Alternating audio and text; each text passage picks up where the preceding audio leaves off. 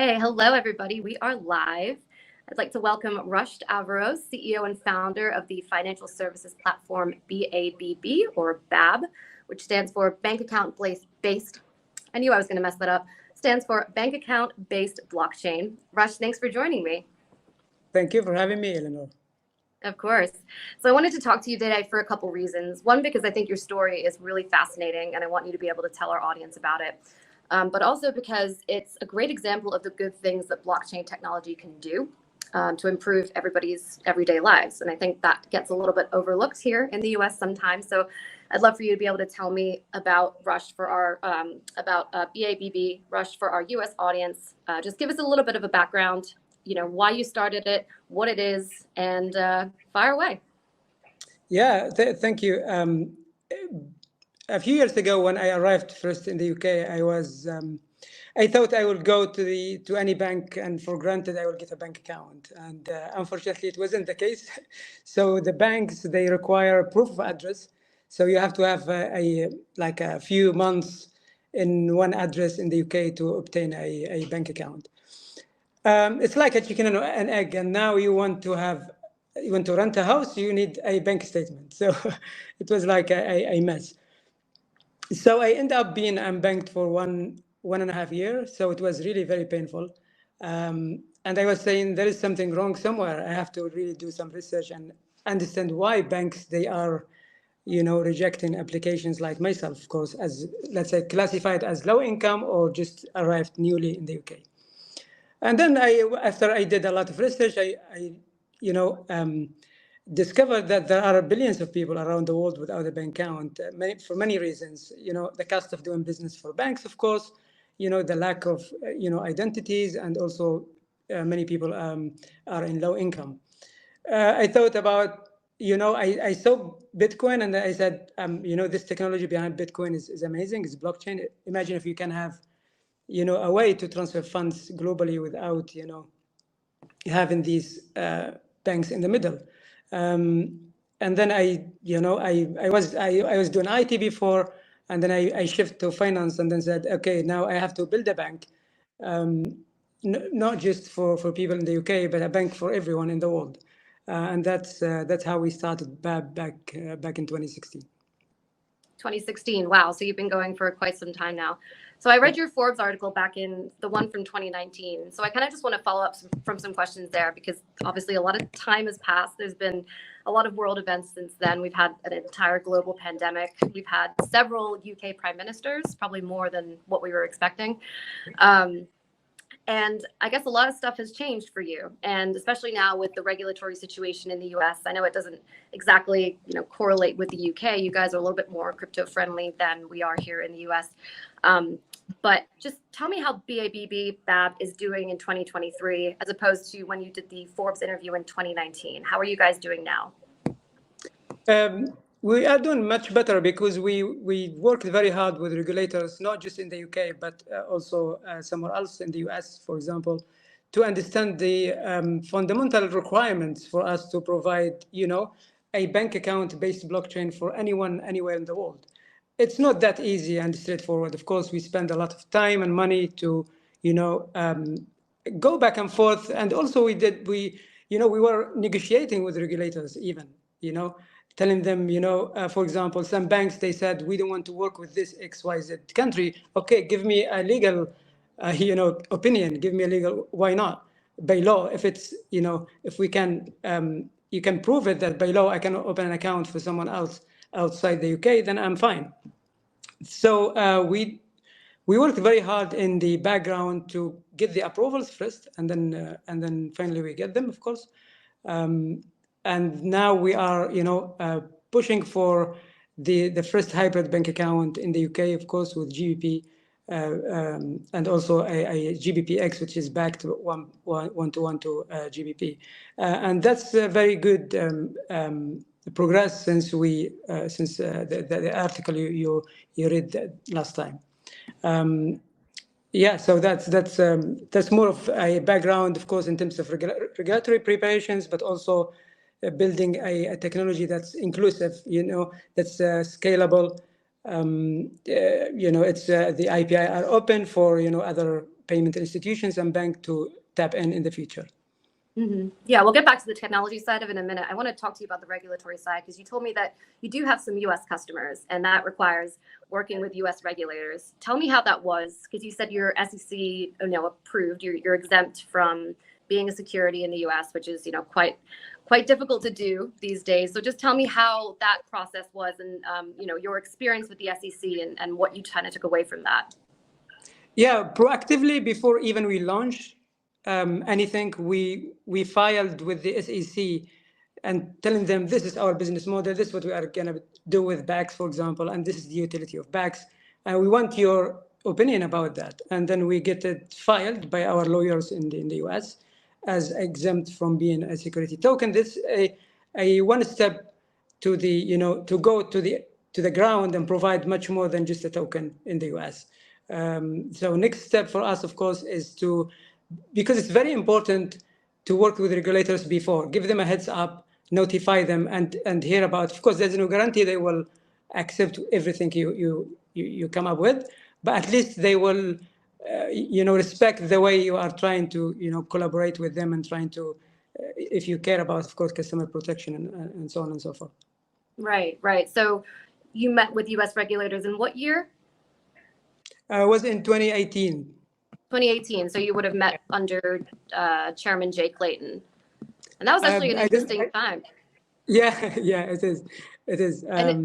An interesting time just because that time period, like 2017, 2018, was kind of when they were cracking down on the ICOs, on the tokens, on any kind of like crypto projects. So that was kind of like a interesting time to come to the US, huh?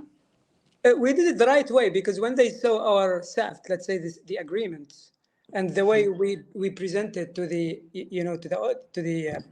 token buyers, it was very robust, and it shows how much we care about raising funds using ICO. That's not a joke for us. We had a cap for how much everyone will invest.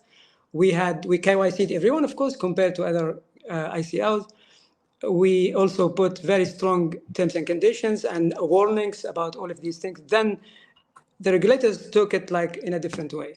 We didn't just launch the ICO blindly and wanted to raise funds. It wasn't the case. It took us like 1 year preparation, and also we talked to the FCA and SEC before, of course, we launched the ICO.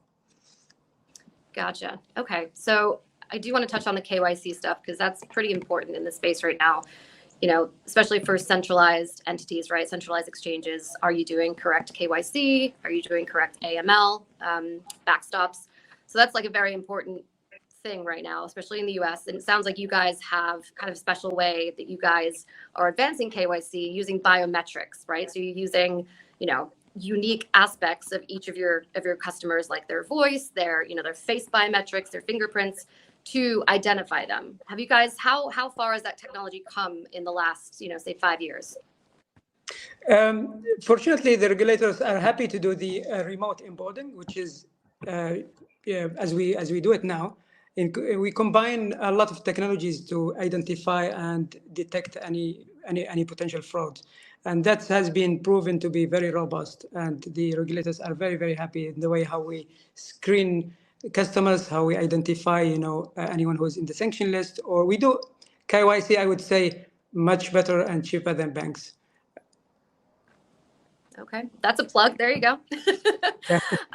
So, okay, in that vein then, how important then is the notion of self-custody now? Because we've seen so much craziness going down in the banking sector, especially in the US in the last, month or so. We saw 3 banks collapse, and we're in the middle of a tough time for the economy globally following the pandemic. So, people are starting to question again, like they did in 2008, like, are my funds safe? When am I going to be able to get my money out? Am I going to be able to get access to my money during a crisis?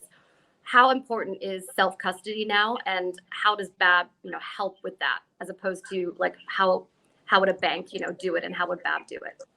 Very good question. I think this is really very important for everyone to know that. That's why we provided a currency X protocol in the middle between cryptocurrencies and fiat to minimize this risk and give the users an opportunity to exit or even get in the crypto immediately and have their money moved let's say, instantly in their traditional bank account. Next step for us is to provide a fully protected bank account, like like any other insured, let's say, bank account, and that's we are working hard now with with the regulators and other banks to provide that. But also we planning to we are not going to put all the eggs in one basket like what Circle did and USDC did in the US. Using just one bank, we will distribute in the future when the volume grows. Of course, we'll distribute that between different banks in the UK. Got it. Got it. So you're looking to get your banking license, obviously, down the line. How long does that take? How long does something like that take for an organization such as yourselves?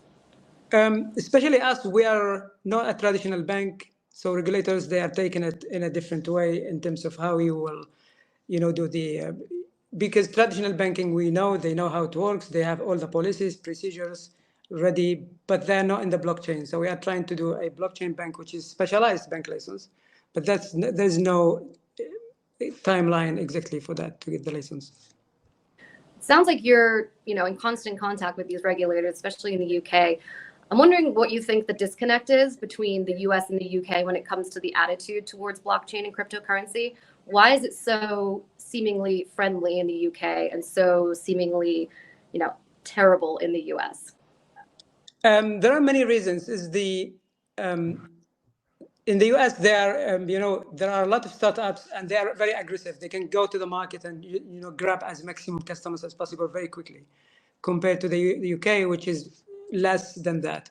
But in the UK, what I like about the UK regulatory environment is they don't regulate everything quickly, because they want to launch and see how it goes, and they regulate as they go. Yeah, they can give you warnings, guidelines, but they are not going to shut you down like the US. The US is different. It's a challenge for them. I think they have been worried about multi-stable coin issuers, the clients' funds, and also. But in the UK, they're really.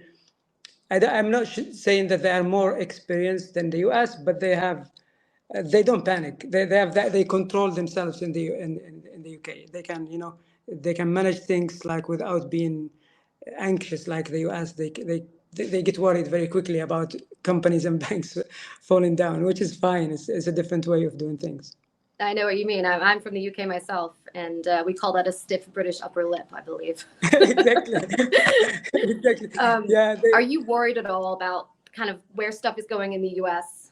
First of all, like, how could that affect your business? But also, are you worried that anything kind of going on in the US right now will transfer over to the UK? Or you feel like they're kind of just, working separately, and they're doing their own thing, and they're going to make, like, I think it was Richie Sunak, maybe someone in power said they wanted to make the UK a crypto global hub. Do you believe that's going to happen? Or is there something in the US that's going to be like, maybe slow that down a little bit? It will happen. The UK is, a long time ago, we heard that they are open to these. And also, London is the financial center anyway, in a traditional way. And then being a crypto hub is, I think, no-brainer. It's like kind of next step for the UK. But regulators, they work together day and night. They collaborate, especially UK and US. But as I mentioned, the UK, they give you the chance, and then they gather data, and then they regulate companies as they go. Yeah, I think in the US, we call it a regulatory safe harbor, right? So we have this space where companies can operate and get off the ground, and they don't get hit with all these regulatory action and enforcement actions. They're allowed to kind of build and thrive, and then gets regulated as it goes. I think that's a very smart approach. Yeah. Just a couple more questions for you. Just, if you wanted the US regulators, if you wanted the lawmakers here, and even, our US audience here to know anything about blockchain, one thing, couple things, that you really think is important and, might help bring adoption more in the US. What's important to know? What would you say? How is blockchain changing the world, and how is it, helping people?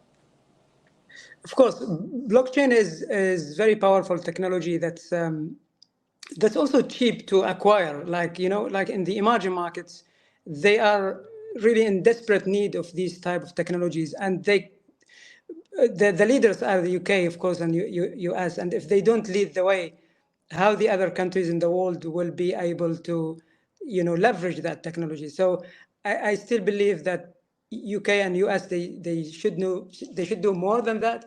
They should, show they should adopt that quickly and then show use cases and then connect to, and then help also the emerging markets countries to, leverage this blockchain. I think it's the future. It's inclusive. What we want more than that. 10 years ago, if a bank wants to start if there is a startup bank, they want to have a system, they have to at least spend 5 to 10 million in advance. But now we can have a international payment system for very, very cheap, not even 60,000 pounds. So the cost, reducing the cost of doing business for banks are leveraging, of course, blockchain is a huge opportunity. And without the US and UK being leading the way for the other countries in the world, it's going to be very, very tough for everyone in the world. Mm-hmm. Yeah. It's kind of the reason I got interested in this space in the first place, is because of all the cool projects and all the innovative, use cases that are going on. It's not just, investing in a coin and hoping you make millions in the future. It's just, that is part of it if you want it to be part of it. But, there's so many cool blockchain use cases that I feel like haven't even been explored yet. There's so much more to come. And I feel like with the integration of AI as well, it's just going to be a very interesting, next couple of years, especially in the UK, if you guys can pull off the global crypto hub. Just quickly, tell me what's going on with Babb. Anything new? Anything we can expect, down the line in the next, year or so? What are you guys working on? We are working on a project called ReDeFi, Regulated Decentralized Finance. I think this is the first time we mention it publicly. We are now forking Ethereum to bring another network for banks and financial institutions to have the freedom to innovate on top of that network. And with the BACS being the native currency for gas fees, of course. And the team is working really day and night to move from Ethereum to our mainnet called ReDeFi. ReDeFi stands for Regulated Decentralized Finance. And this company is already authorized or regulated by the FCA. It has a crypto registration by the FCA. But we haven't yet announced it publicly because we are still testing. And the team is working very hard to move the currency X, GBPX, of course, Euro X and USDX to the mainnet as soon as it's live, hopefully sooner than we put in our roadmap. Wow, you broke some news on my live cast. Thank you for that. All right, Rushd, thank you. Thank you so very much for joining me. I appreciate it. And keep us posted with anything cool happening in the future. And I look forward to talking to you again soon. Thanks a lot for having me. Have a nice evening. Of course. Evening. Thank you. Bye. Bye-bye.